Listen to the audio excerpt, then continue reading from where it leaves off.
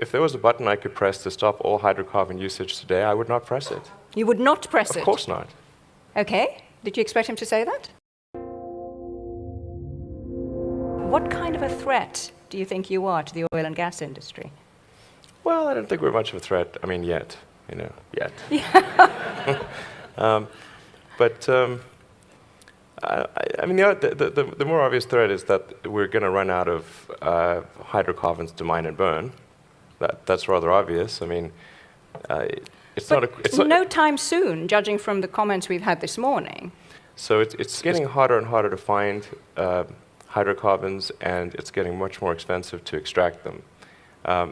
And really, we're just arguing about the when hydrocarbons run out or become prohibitively expensive, not if. I mean, I don't think there's anyone here who would say it's an if, not a when. I mean, you are, a tech guy, right? You're a physicist and an engineer. You call yourself the chief architect of companies. I tend to view things from You don't sort of think a that physics human standpoint. ingenuity and technology and resourcefulness will mean that we will still have abundant fossil fuels available? Not. I mean, this has been going on for some time. They think you've reached the boundaries, and yet they find more. And look at the whole shale gas revolution.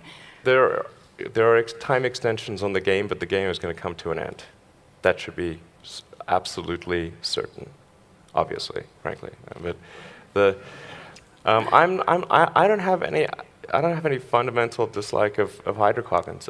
I simply look at the future and say, what is the thing that will actually work? And using a non-renewable resource obviously will not work. So we must find an alternative. But if there was a button I could press to stop all hydrocarbon usage today, I would not press it. You would not press it? Of course not. You would not press it because... It would cause because human civilization to come to a halt. every hospital would have to close down. That would be ridiculous. So it would be irresponsible to press that button. But what does need to happen is to, if we can, accelerate the transition towards renewables. That's the sensible thing to do. If you take, I'm going to use maybe two examples.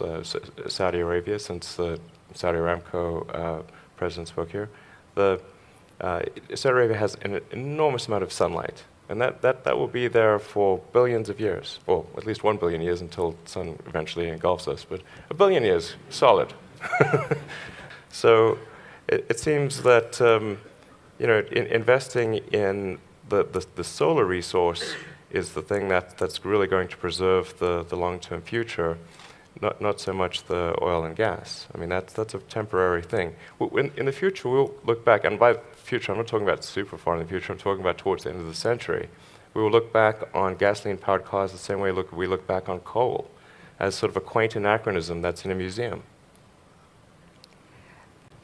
That's the quote for you, members of the press at the back of the hall.